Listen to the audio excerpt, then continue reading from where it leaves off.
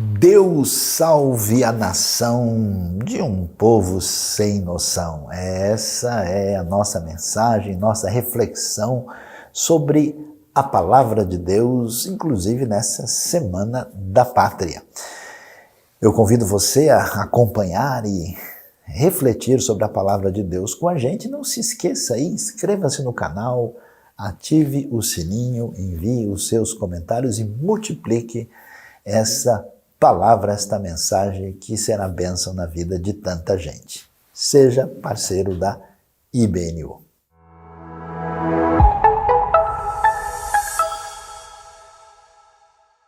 Deus seja louvado neste novo dia, quando estamos juntos, mais uma vez, ligados, devidamente irmanados para agradecer a Deus por mais uma semana, para louvar e reconhecer que Deus é bom e pedir que Deus abençoe a nossa vida e estarmos também aí reconhecendo nossa dependência do Senhor e voltar a atenção para a sua palavra que é diretriz para a nossa vida. E hoje vamos agradecer a Deus e orar pela nação brasileira. Você sabe muito bem, 7 de setembro está aí e nós comemoramos uma data nacional importante. Deus abençoe o Brasil. Oremos pela nossa nação para que ela seja alcançada pela misericórdia e pela graça de Deus. E hoje vamos refletir neste novo mês, quando estamos enfatizando comunhão, relacionamentos humanos. Vamos falar sobre Deus salve a nação de um povo sem noção. Vamos hoje então prestar atenção ao que o texto bíblico de Oséias, capítulo 6, tem a nos ensinar a respeito de como é que Deus trata com o seu povo, como é que Deus trata com a nação. No caso, o foco do profeta envolve a nação de Israel e Judá, inclusive nessa época, como reinos divididos. Então vamos ver Oséias, capítulo 6. A Bíblia diz o seguinte: venham, voltemos para o Senhor. Ele nos despedaçou, mas nos trará cura. Ele nos feriu, mas sarará nossas feridas. Depois de 2 dias, ele nos dará vida novamente. Ao terceiro dia, nos restaurará para que vivamos em sua presença. Conheçamos o Senhor, esforcemo-nos por conhecê-lo. Tão certo como nasce o sol, ele aparecerá, virá para nós como as chuvas de inverno, como as chuvas de primavera que regam a terra. Que posso fazer com você, Efraim? Que posso fazer com você, Judá? Seu amor é como a neblina da manhã, como o primeiro orvalho que logo evapora. Por isso eu os despedacei por meio dos meus profetas, eu os matei com as palavras da minha boca. Os meus juízos reluziram como relâmpagos sobre vocês, pois desejo misericórdia e não sacrifícios, conhecimento de Deus em vez de holocaustos. Na cidade de Adão eles quebraram a aliança e me foram infiéis. Gileade é uma cidade de ímpios, imaculada de sangue. Assim como os assaltantes ficam de emboscada à espera de um homem, assim também fazem os bandos de sacerdotes. Eles assassinam na estrada de Siquém e cometem outros crimes vergonhosos. Vi uma coisa terrível na terra de Israel. Ali Efraim se prostitui e Israel está contaminado. Também para você, Judá, foi determinada uma colheita para que quando eu trouxer de volta o meu povo. O livro de Oséias é um livro pouco conhecido, mas é um livro extraordinário. Ele é chamado assim como um dos 12 profetas menores, mas a sua mensagem é algo assim muito peculiar, algo muito profundo e especial. E quando a gente tenta conhecer um pouco mais sobre Oséias, nós descobrimos logo no começo do livro a palavra divina apresentada da seguinte maneira: palavra do Senhor que veio a Oséias, filho de Beeri, durante os reinados de Uzias, Jotão, Acás e Ezequias, reis de Judá, e de Jeroboão, filho de Jeoás, rei de Israel. Bom, quando Oséias apresenta para a gente aqui quando é que essas coisas estão acontecendo, ele vai nos falar que ele foi rei desde a época de Uzias até a época de Ezequias. Então é importante a gente ver o contexto histórico aqui, porque o rei Uzias morreu no ano 740 a.C., então provavelmente isso pega o início do ministério profético de Oséias, e o rei Ezequias vai ser rei até o ano 686 a.C. E ele menciona o rei Jeroboão no Reino do Norte, em Israel, que terminou seu reinado em 753. Portanto, a gente vê Oséias aí entre o ano 760 até o ano 700, alguns colocam 715, a maioria acha que entre 740 e 715 nós podemos entender a maioria das profecias de Oséias. E o que está acontecendo aqui? Oséias, juntamente com o profeta Amós, ele é profeta no Reino do Norte, na parte de Israel, porque o reino tinha sido dividido no ano 930 entre Israel ao norte e Judá ao sul. E Oséias e Amós são esses dois profetas que vão falar no momento de crise muito grande que Israel está enfrentando, inclusive por causa do crescimento e da expansão do Império Assírio, que vai terminar destruindo a cidade de Samaria e conquistando plenamente o Reino do Norte. Como a gente pode observar, nós temos uma época de crise internacional e crise que atinge o povo de Deus, e o profeta se levanta para falar nesse ambiente difícil de crise internacional e crise nacional.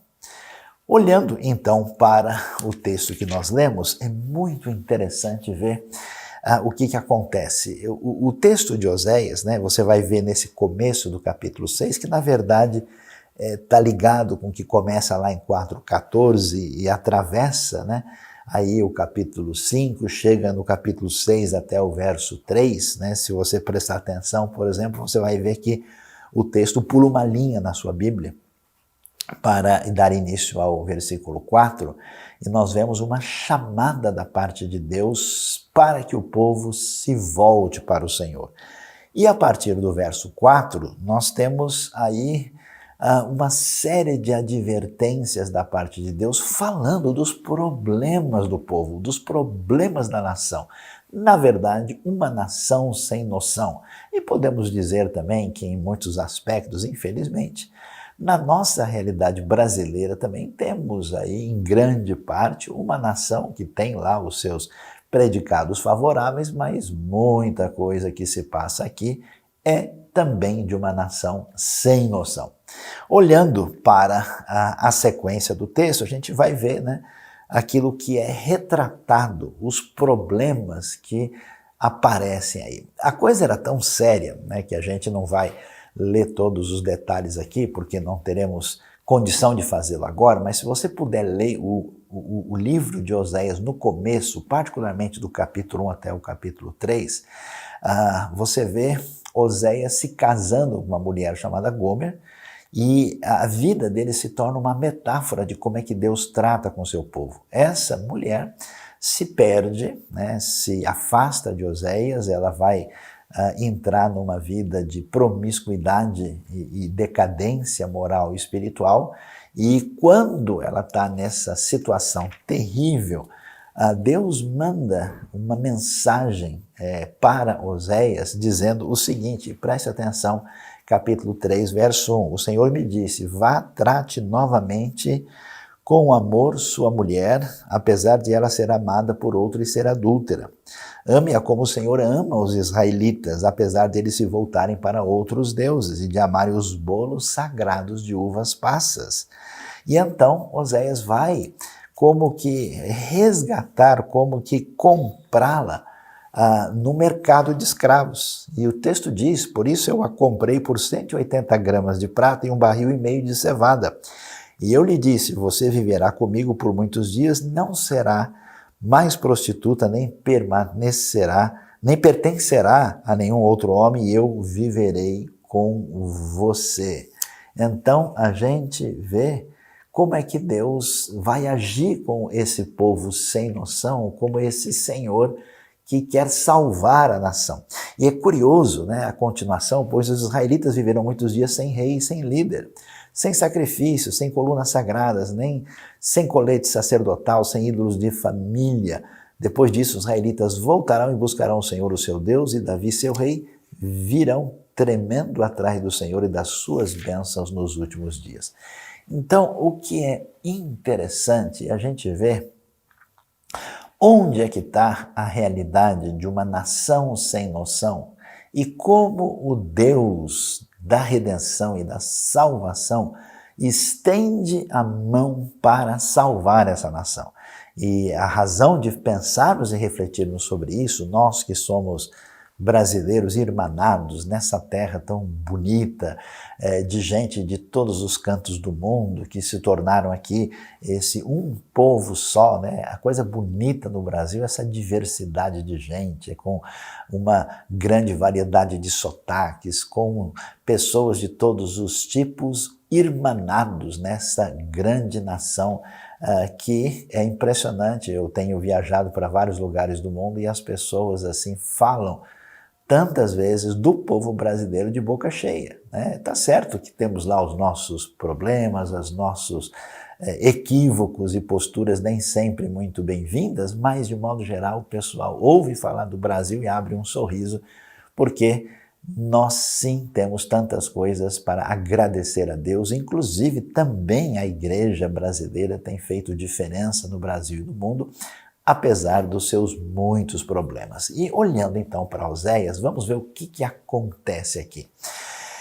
Essa nação se afasta de Deus, ela se distancia do Senhor e começa a praticar uma série de coisas que Deus vai chamá-la, como diz o texto, voltemos para o Senhor. Porque Deus viu a nossa situação aqui no contexto de Israel e diz, olha, ele nos despedaçou, mas nos trará cura, ele nos feriu, mas sarará nossas feridas. É interessante esse aspecto que muitas vezes a gente não percebe, né? Quando Deus resolve agir, inicialmente na Bíblia se enfatiza essa realidade que Deus estende a sua ação abençoadora só com a nação de Israel, ou digamos aqui Israel e Judá.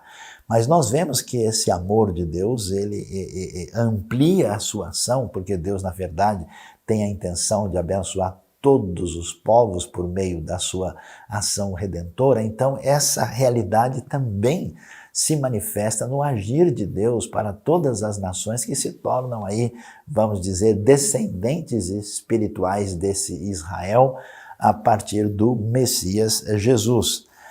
E então, a promessa é que Deus vai agir para salvar a nação. Mas o que a gente observa? Onde é que está o problema nosso, o problema seu e meu? O problema que a gente encontra na nossa realidade brasileira e que precisa ser considerado com bastante atenção. Veja só, né? Deus diz, o que eu posso fazer com você, Efraim, no verso 4. Efraim é o nome poético do Reino do Norte, do Reino de Israel, que é simbolizado aqui através dessa tribo tão importante. O que posso fazer com você, Judá? Olha que coisa, seu amor é como a neblina da manhã, como o primeiro orvalho que logo evapora. Primeira coisa que chama a atenção é o exame do nosso coração. Veja lá quanta coisa boa, quanta bênção de Deus na história, quanta coisa especial. A gente na nossa terra até criou um ditado meio esquisito assim, mas a gente entende por quê. O pessoal diz, ó, Deus é brasileiro, porque é um país tão grande, com tantas riquezas, com tanta beleza, que do ponto de vista natural é difícil realmente achar um país tão especial como o Brasil em termos de riquezas presentes na nossa natureza. E o que acontece? Apesar de tanta coisa boa, apesar das bênçãos, inclusive das bênçãos espirituais, daquilo que Deus tem derramado sobre a nossa igreja, sobre o povo de Deus aqui, a coisa que às vezes fica patente é que o nosso amor é como o orvalho da manhã. Ou seja, é tão fácil se esquecer das coisas boas de Deus, é tão fácil se entregar à reclamação, a ser refém de um discurso destrutivo, a entrar em polêmicas desnecessárias, porque a gente perde a noção do que Deus é e o que Deus tem feito. E por isso eles são repreendidos, né? Porque eles perderam essa visão, né, de que Deus estava agindo e abençoando, e passaram, em vez de observar a realidade do que Deus fazia, passaram a olhar para outras coisas e se perderam nesse caminho indevido. E o que é que nós vamos observar nesse contexto? É interessante ver o verso 7, que diz algo assim curioso: na cidade de Adão eles quebraram a aliança e me foram infiéis. Ou seja, a nação sem noção é a nação que quebra a direção da parte de Deus, os seus mandamentos. Aqui tem um texto curioso, porque existia uma pequena cidade no Jordão ali que é chamada de Adão, né? E, na verdade, o texto deixa a coisa meio em aberto, porque literalmente no hebraico está em Adão, né?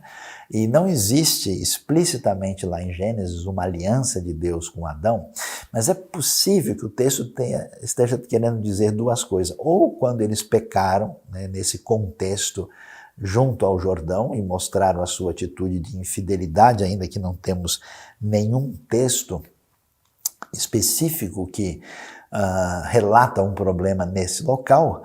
Ou pode ser que o texto está dizendo assim, como Adão, né, como seres humanos que são, como homens, é até uma nota de rodapé aí na própria versão da NVI, como descendentes de Adão, como seres humanos, eles quebraram a aliança e foram infiéis. E agora vale a pena a gente pensar, né, como indivíduo, como família, como cristãos, como cidadãos da nação, em que medida nós estamos quebrando, rompendo, desvalorizando, desprezando e claramente pecando contra as diretrizes de Deus, e certamente isso só nos fará mal. Aconteceu isso no contexto de Israel e o profeta chama a atenção. De que maneira isso aconteceu? Lugares marcados, por exemplo, Gileade, que era um lugar tão bonito, mais ao norte, especial, elementos geográficos específicos aparecem aqui. É uma cidade de ímpios, maculada de sangue.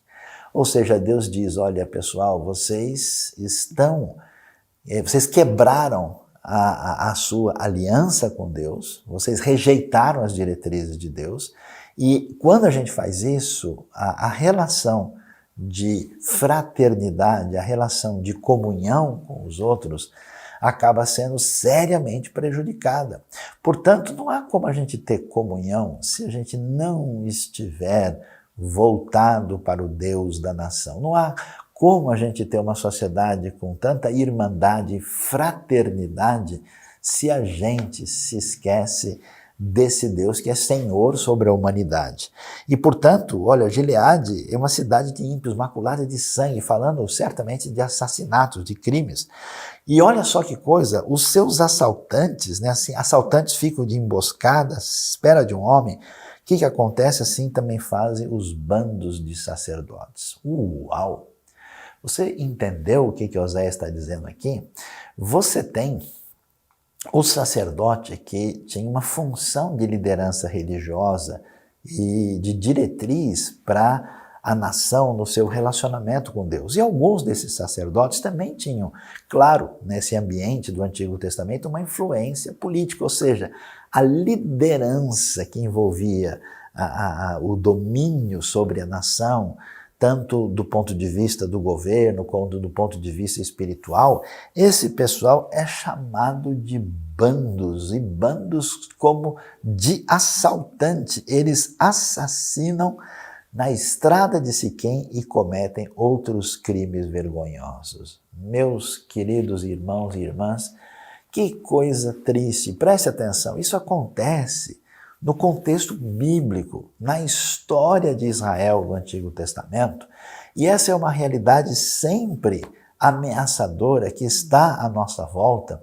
Por isso, hoje é dia de pensarmos sobre os problemas, aquilo que atinge a nossa nação em todos os aspectos, uma nação muito abençoada, mas também com muitos problemas, e de fato, tanto da parte do povo, como da parte de pessoas no exercer das suas atividades, como de lideranças e lideranças religiosas. Tantas vezes nós vemos pessoas que se desinteressam por Deus de fato, pelos seus princípios, e assim, é coisa impressionante isso. Olha a imagem da Bíblia, e a gente conhece isso, infelizmente, em muitos lugares do Brasil, né, como um assaltante em emboscada. Assim é a pessoa que está nessa posição e faz mal ao seu povo. Por isso, a gente precisa entender que nós temos a responsabilidade, você tem a responsabilidade de zelar pela sua vida. Em quem você põe a sua confiança? Que tipo de procedimento, de justiça, de verdade, de espiritualidade, a pessoa em quem você confia do ponto de vista da diretriz para a sua vida em todos os aspectos, porque é necessário resgatar a ética e o procedimento correto de uma nação que é feita de irmão e irmão, e não caminhar na direção de virar um povo sem noção. E o texto vai prosseguir e dizer, olha, eu vi uma coisa terrível na terra de Israel. Ali Efraim se prostitui, Israel está contaminado. E também Judá vai aí receber palavras de julgamento da parte de Deus, ainda que o verso 11 termine com uma palavra de promessa, e nós vamos ver o que acontece. Olha só alguns detalhes interessantes que aparecem no capítulo 7, né?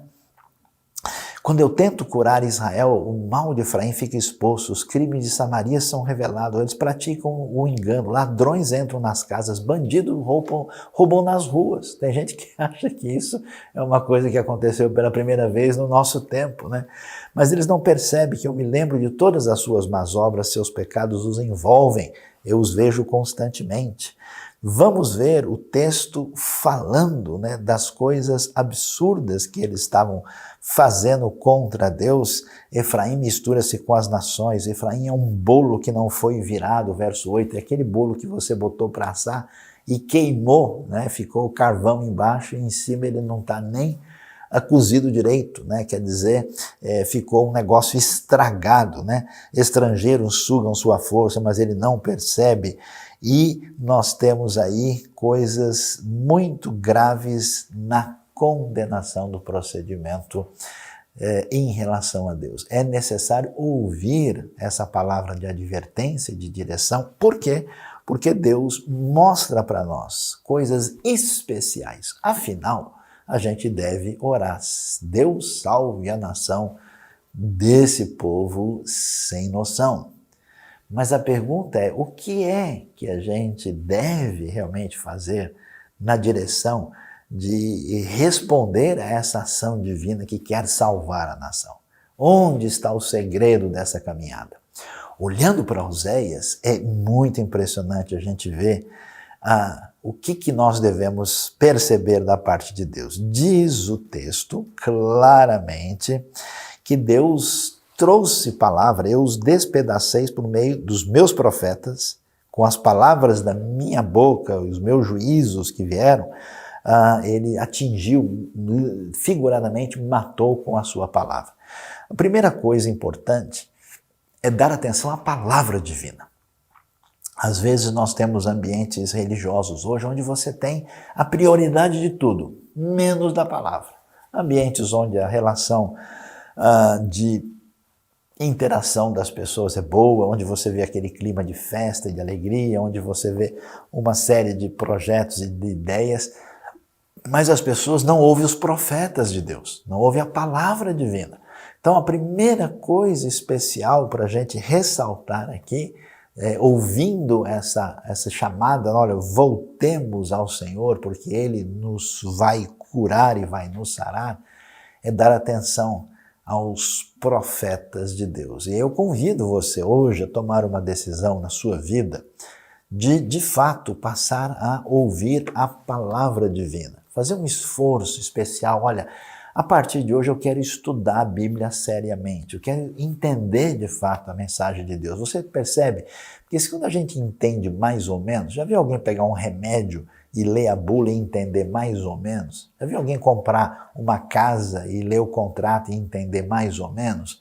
Você já viu qualquer pessoa fazer qualquer coisa que seja importante e séria a respeito disso? Quando eu vejo alguém, por exemplo, fazer uma transação comercial ou fazer qualquer coisa que envolva valores, a pessoa chama até um advogado, olha, lê o contrato para mim aqui, vê se tem algum detalhe que eu preciso observar.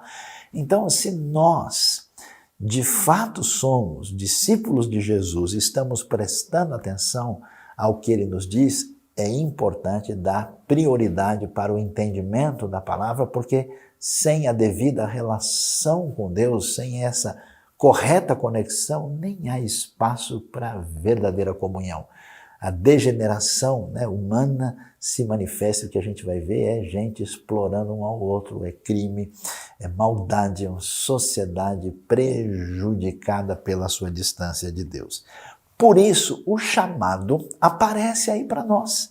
Olha o verso 3. Conheçamos o Senhor, esforcemo-nos por conhecê-lo. Deus nos chama. Esse é um dos temas mais importantes do livro de Oséias, o conhecimento do Senhor. O que acontece? No meio desse ambiente decadente, os israelitas foram atrás dos ídolos e atrás dos ídolos das nações.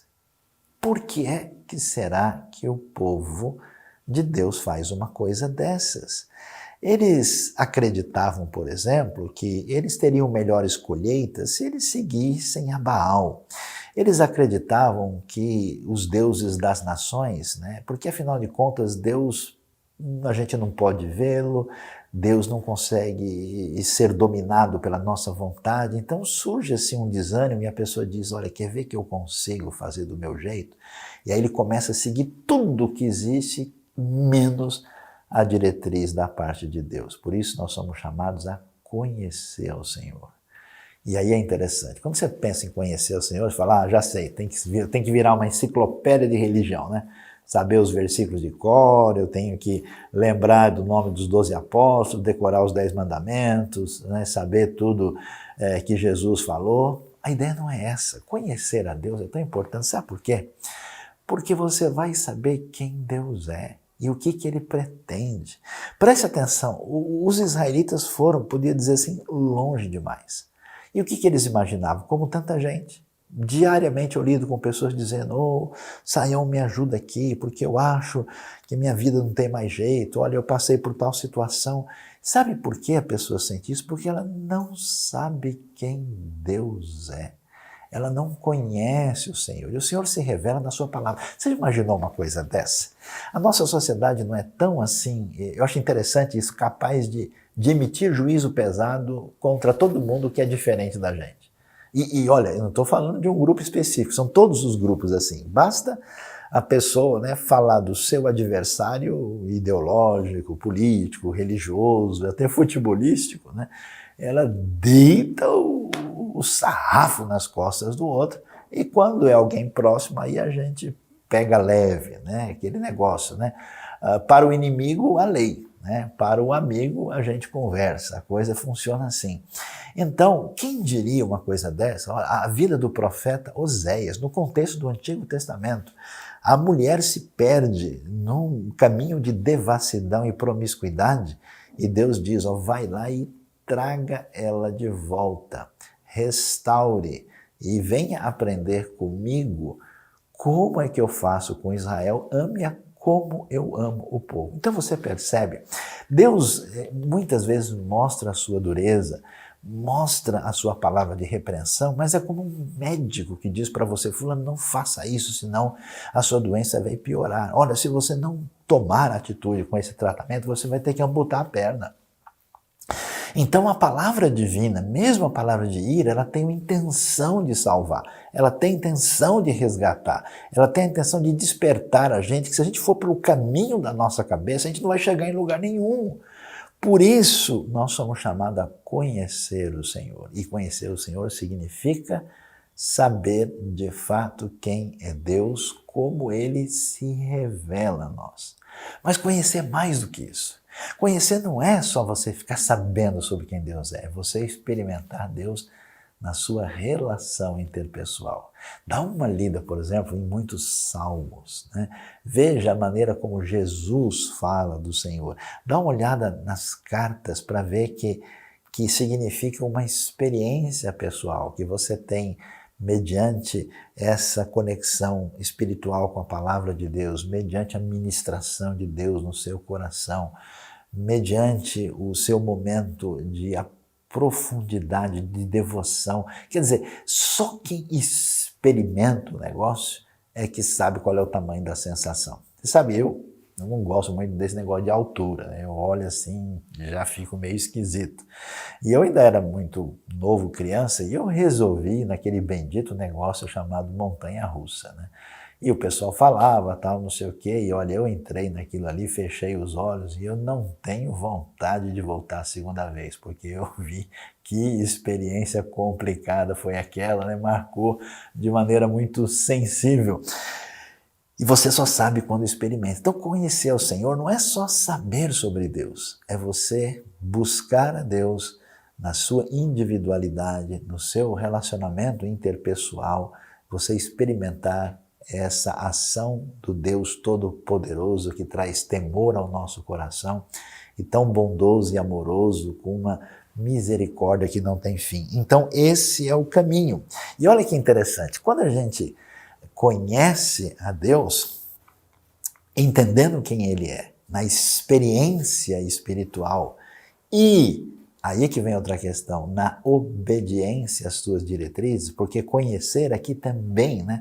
Oséias não está dizendo, pessoal, vamos estudar uma série de questões teológicas. Conhecer ao Senhor, especialmente nesse contexto, significa submeter-se à diretriz divina. Quando você reconhece com humildade que Deus sabe mais do que você, e, portanto, as suas diretrizes são mais sábias. Por isso que a gente anda por fé, porque a gente não entende tudo que Deus está dizendo. A gente aceita a sua orientação reconhecendo que Ele é mais sábio, mais poderoso, assim como uma criança que no momento de escuridão dá a mão para o seu pai, para a sua mãe e segue confiante naquele que o ama de verdade. Dessa forma, nós vamos ver aí a esperança surgindo, né, no coração do profeta. Olha o que ele diz, tão certo como nasce o sol, ele aparecerá. Virá para nós com as chuvas de inverno, com as chuvas de primavera que regam a terra. Ou seja, está claro que os israelitas estavam tendo esperança na coisa errada. Eu conheço tanta gente que acha de fato que um determinado sistema vai salvar o Brasil. Tem gente que acha, por exemplo, que uma determinada proposta de um perfil e de outro vai conseguir resolver todas as coisas. Aliás, até o Brasil, por ser uma nação jovem, né, ele se espelha dizendo, se a gente for igual a tal lugar, a gente vai ser feliz para sempre. A verdade é que quando a gente se volta para Deus, para os princípios de Deus, que não são só uma coisa religiosa, são para a vida, aí nós certamente vamos experimentar as bênçãos de Deus que atingem a nação. Eles estavam preocupados com as chuvas, né? Porque na terra de Israel é assim, né? Começa a chover, né? No início aí do inverno, no final do outono, né? E a chuva vai, né? E termina aí na ocasião da primavera, né? Então, quer dizer, essas chuvas são a esperança da fertilidade, da alimentação e da provisão para o povo. E eles aguardavam isso, mas fique sabendo que quando a gente se volta para conhecer ao Senhor, ele vai aparecer tão certo como surge o sol, tão certo como as chuvas caem. Deus é a fortaleza, a segurança e a direção da nossa vida. Agora, olha que coisa interessante. Oséias prossegue e vai chamar a atenção. Por quê? Porque quando a gente fala desse negócio de conhecer a Deus, se voltar para Deus, surge uma galera sem noção desse negócio. Então já sei, eu tenho que ser crente, né? Então eu vou entrar numa igreja aí para poder estar ligado a isso. Outras pessoas acabam pensando o seguinte, olha, eu preciso ver exatamente quais são, né, as coisas que eu tenho que fazer, eu tenho que... É uma coisa meio estranha, é uma maneira de seguir a Deus bem diferente do jeito que aparece nas Escrituras, né? Então, o que é que acontece? E aí que vem uma coisa interessante. Por isso que a gente sabe que Deus age na vida de um povo sem noção para salvar a nação, quando ele abre o nosso coração. Veja lá o que o texto vai dizer, né? Esse povo deve ouvir os profetas, esse povo precisa conhecer ao Senhor de verdade, e esse povo precisa saber o que significa bênção de Deus para a nação. Olha lá, pois eu desejo misericórdia e não sacrifício. O pessoal estava pensando isso, né? Olha, a gente tem que ser mais religioso, não é isso? Temos que ir mais no templo. Eu oferecia uma ovelha para Deus, oferecer duas. Deus diz, pessoal, essas coisas até têm o seu papel, mas não é disso que eu estou falando. Eu estou falando de uma mudança na sua vida, que é uma mudança que vai na direção de abençoar o próximo, que vai abençoar a nação de verdade. Diz Deus, né? Deus deseja misericórdia. A palavra forte aqui, que é a palavra chesed, né? Que tem a ver com esse amor incondicional, esse amor fiel. Deus deseja isso. E não simplesmente sacrifício, conhecimento de Deus em vez de holocaustos. Isso então fica claro o que é que a gente vai perceber da parte de Deus. Deus diz, olha, o problema não é simplesmente o ritualismo, o problema não é só a questão da forma, o que você precisa de uma atitude de misericórdia que envolve a sua relação com Deus e a relação com o próximo, e esse conhecimento prático de Deus no lugar do mero ritualismo externo. Isso é o que vai fazer diferença de verdade. Isso é o que realmente importa. É isso que Deus deseja. Deus, ele ama, né, a misericórdia, quer que a gente ande humildemente com esse Deus que se revelou a nós de maneira muito particular no livro de Oséias. E é muito interessante, caminhando aí para o nosso desfecho dessa reflexão, ver que toda a discussão aparece e vai fechar o texto lá no capítulo 14. E vamos ver por que é que a gente deve se voltar e pedir misericórdia para o Deus que pode e vai abençoar a nossa nação e que tem poder para curar esse povo sem noção. Porque a gente vai ver como é que Deus agiu e reagiu diante do momento de maior apostasia de Israel. Olha, a coisa é tão séria que em Oséias tem trecho que fala dos seus líderes que estão embriagados, né? O rei Elá morreu embriagado numa festa, assassinado pelo rei Zimri, que acaba aí surgindo na mesma época do rei Onri. Quer dizer, as coisas, você não faz ideia, né? Era um rei tomando o lugar do outro por assassinato no momento de crise mais absurda possível. E olha o que Deus tem a dizer. Você não vai imaginar a palavra divina nesse momento mais terrível da crise. Deus convida e diz, volte, ó Israel, para o Senhor, o seu Deus, seus pecados causaram sua queda. Prepare o que vão dizer e voltem para o Senhor. Peçam-lhe, perdoa todos os nossos pecados e por misericórdia recebe-nos para que te ofereçamos o fruto dos nossos lábios. A Síria não pode nos salvar, não montaremos cavalos de guerra, nunca mais diremos nossos deuses aquilo que as nossas próprias mãos fizeram, porque tu amas o órfão. Que tem uma coisa a ver com outra? Porque quando a gente cria os nossos ídolos, quando a gente se volta para os poderes em que a gente acredita que vão resolver a nossa vida, como os israelitas confiaram nos assírios, muitos de Judá esperavam na Babilônia, outros confiavam no Egito, Deus diz, não façam de nada nesse mundo seus ídolos, porque tu amas o órfão. Sabe por quê? Porque se a gente não se conectar com Deus, é impossível ser uma bênção na vida dos outros. É impossível amar as pessoas. É impossível, de fato, fazer alguma coisa no benefício delas. Os ídolos mostram a nossa escravidão a nós mesmos. Ninguém que vai amar o órfão se não estiver direitinho aprendendo a conhecer o Senhor.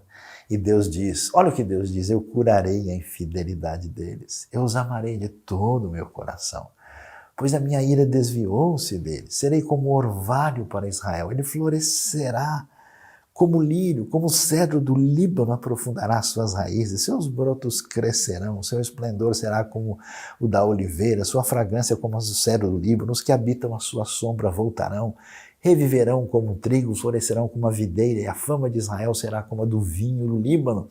O que Efraim tem ainda com os ídolos? Sou eu que lhe respondo, e dele cuidarei. Sou como um pinheiro verde, o fruto que você produz de mim procede. Sabe, eu já tive a experiência, eu mesmo já tive isso, de gente num momento muito difícil, e todo mundo está tenso, preocupado e irado. Se a pessoa começa a falar coisas alegres, fica com raiva da pessoa, fica revoltado, né? Como o cara está feliz numa hora dessa? Eu acho tão impressionante que no meio de uma crise dessas, é tão espetacular ver Deus dizer coisas dessa maneira, falando do futuro de redenção para a nação sem noção. Por isso, Oséias vai terminar dizendo, quem é sábio? Aquele que considerar essas coisas. Quem tem discernimento? Aquele que as compreender. Os caminhos do Senhor são justos, justos andam neles, mas os rebeldes nele tropeçam, porque não se submete a esse conhecimento de Deus. E eu termino a minha palavra para a gente perceber por que há tanta esperança para a nossa realidade, para o Brasil, para a nação. Porque o Deus que se revela em Oséias, um profeta menor do Antigo Testamento, no momento da crise mais terrível, olha o que ele diz para esse povo rebelde. Ele se comporta assim. Capítulo 11. Quando Israel era menino, eu o amei. E do Egito chamei o meu filho. Mas quanto mais eu o chamava, mais eles se afastavam de mim. Eles ofereceram sacrifício aos balins e queimaram incenso para os ídolos esculpidos. Mas fui eu quem ensinou Efraim a andar, tomando nos braços, mas eles não perceberam que fui eu quem os curou. Eu os conduzi com laços de bondade humana e de amor, tirei do seu pescoço o jugo e me inclinei para alimentá-los. Deus se compara a uma mãe cuidando de uma criança. Esse é o Deus que se revela na Bíblia. Esse é o Deus que ama a sua vida, que hoje talvez você venha conhecer mais quem é esse Senhor. Esse é o Deus de redenção, de salvação, de restauração extraordinário que pede hoje o seu coração. Porque se você entrega o seu coração e a sua vida entra nessa conexão, aí a gente vai ver como a gente vai ser usado, sim, para que a gente também, que é sem noção, alcance essa redenção. A gente vai ver como essa nossa nação sem noção vai experimentar o poder de Deus, que sim, o Deus que salva a nação. Deus abençoe a nossa vida, Deus abençoe o Brasil, Deus abençoe o nosso coração.